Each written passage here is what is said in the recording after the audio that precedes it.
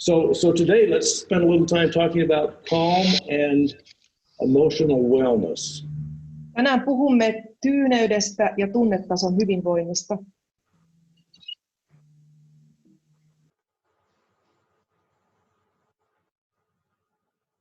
Sometimes our calm and our emotional wellness gets a little bit squeezed because of the circumstances we find ourselves in. Silloin tällöin meidän tunnetasomme ja meidän tyyneytemme tai tasapainomme menee hiukan sekaisin johtuen niistä tilanteista, joiden keskeltä löydämme itsemme. That circumstance may be that we find ourselves a little bit short of money. Tilanne voi olla sellainen, että meiltä puuttuu rahaa. Or maybe there's something in our life that is particularly frustrating. Tai ehkä meidän elämässämme on jotakin sellaista, joka on erityisesti ahdistavaa tai aiheuttaa frustraation. Or perhaps we're having a strained relationship with someone. Tai ehkä meillä on riitaisa ihmissuhde jonkun kanssa. All of these circumstances would be considered our current reality or our present reality. Kaikki nämä tilanteet luovat meidän nykyisen todellisuutemme. And what we want to move to is a more happy or a more functional future reality. Mutta me haluaisimme siirtyä kohti paremmin toimivaa tai onnellisempaa tulevaisuutta. And the choices we make and the directions we go will determine what our future reality is. Meidän tekemämme valinnat ja sen suunta, mihin me lähdemme, määrittelee sen, minkälaiseksi tulevaisuutemme todellisuus muodostuu. Because there are many future realities, and the future reality could be just the persistence of our current reality. On olemassa monia vaihtoehtoisia tulevaisuuden todellisuuksia, ja ne ovat vain heijastuma siitä, mitä tällä hetkellä valitsemme.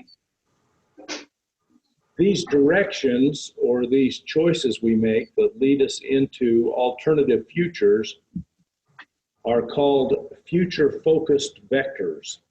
Näitä valintoja tai näitä suuntia, joita kohdistamme tulevaisuuteen, voidaan kutsua tulevaisuuteen suuntautuneiksi vektoreiksi. And a vector has two characteristics. One is distance and the other is direction. Vektorilla on kaksi ominaisuutta, suunta ja etäisyys. So you'll see these blue arrows, some of them point to a better future reality, some point in the right direction, but they don't quite get us all the way.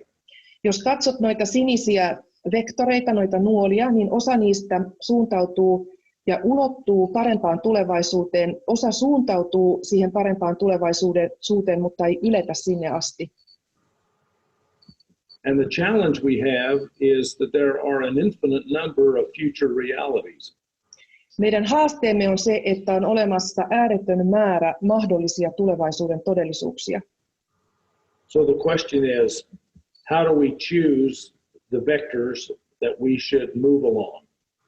Kysymys siis kuuluu, miten me valitsemme sen vektorin, joka johtaa meitä siihen tulevaisuuteen, jonka haluamme. Fortunately, we are smart at a conscious level, but at a subconscious level we are super smart. Tietoisella tasolla olemme älykkäitä ja fiksuja, mutta alitajuisella tasolla olemme superälykkäitä.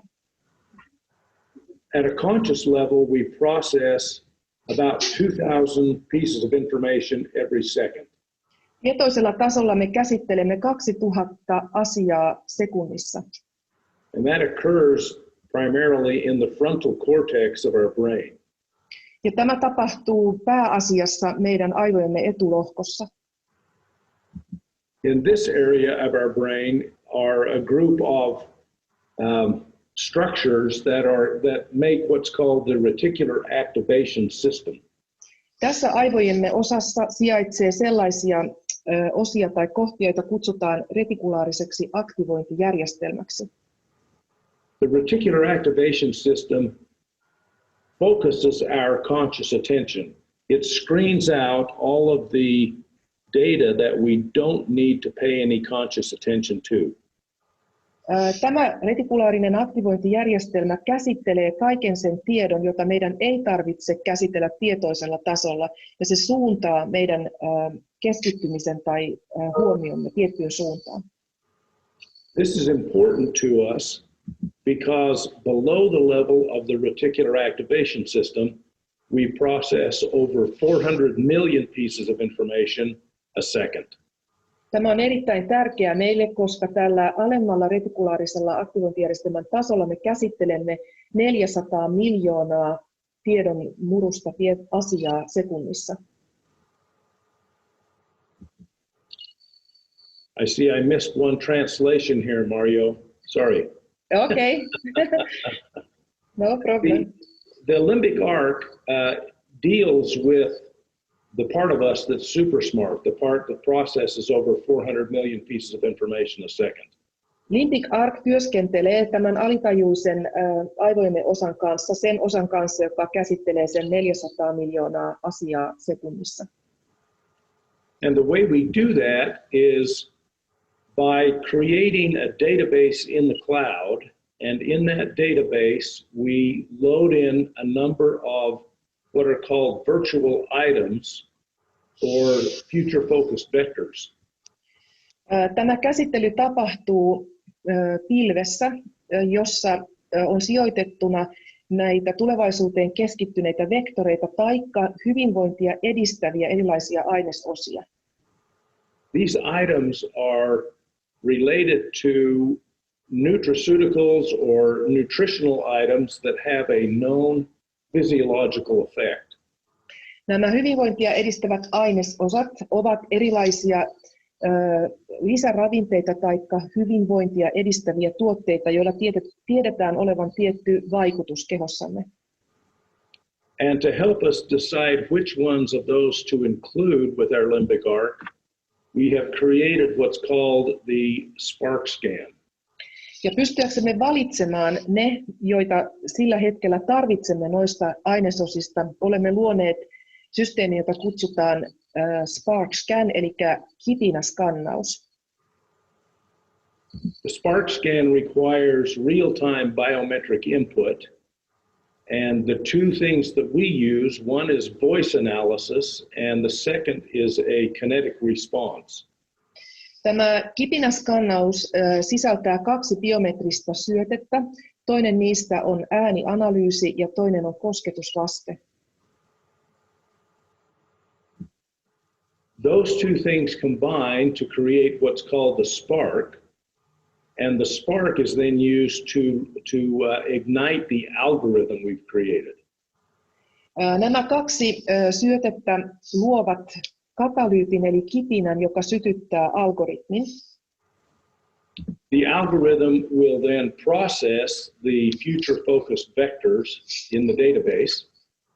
Tämä algoritmi käsittelee näitä tulevaisuuteen suuntautuneita vektoreita siinä datavarastossa, databaseissa. And give each of them a score. Ja jokaiselle niistä annetaan arvo. This score is called an outcome ratio. Sorry, what it is called? An outcome ratio. Okei, tätä arvoa kutsutaan, nyt mä en saa ihan selvää mitä hän tarkoittaa, outcome on niin kuin ulostulla. What was the last word? Ratio, R-A-T-I-O. Se on jokin arvo, okei, hypätään tämän yli. Okay. The higher numbers indicate vectors that will take you in the right direction and take you further to your destination. Ne asiat, jotka saavat korkeamman arvon, johtavat sinut siihen suuntaan, jota sillä hetkellä tarvitset tai toivot. Then you select the ones you want to use. Sitten sinä valitset ne, joita haluat käyttää. And when you activate your info boost, that information is then communicated through a field effect to the part of you that's super smart. Ja kun aktivoit näiden ainesosien vaikutuksen, niin se alkaa kommunikoida tässä alitajuisessa tasossa kentän kautta. One of the reasons that this works can be explained with the concept of the triangle of health. Eräs tapa selittää, että miten tämä toimii, on selittää sitä terveyden kolmiolla. The triangle of health has three aspects. It has energy, emotion, and function. Tällä terveyden kolmiolla on kolme erilaista puolta. On toiminta, tunne ja energia. It's evident because every disease process has an emotional component, and every state of health also has an emotional component and an energetic component. On selvästi todisteita siitä, että jokaisessa sairaustilassa tai epätasapainossa on taustalla tunne epätasapaino. Here's a sequence of how this happens. Information will create an energetic response, and the energetic response will organize amino acids into specific peptides, which then fold into proteins, and different protein structures will create different emotions. Tässä on esimerkki siitä, miten tämä tapahtuu. Eli kun tulee keholle tietoa, se informaatio aiheuttaa energeettisen vasteen, ja tämä energeettinen vaste säätelee sitä, miten aminohapot järjestäytyvät peptideiksi ja peptidit proteiiniksi, ja nämä erilaiset proteiinit taas vaikuttavat, minkälaisia tunnetiloja tunnemme. Because emotional states have specific functional states and energetic states, this protein will have an effect on the entire body, not just on the emotions. Ja koska tällä tunteella on vaikutusta sekä meidän energiatasoomme että meidän toimintaamme, niin tästä seuraa se, että se tunne ei pelkästään ole tunne, vaan se säätelee koko kehossa kaikkia tapahtuvia reaktioita. Here's an example of how this works. Tässä on esimerkki, kuinka se toimii.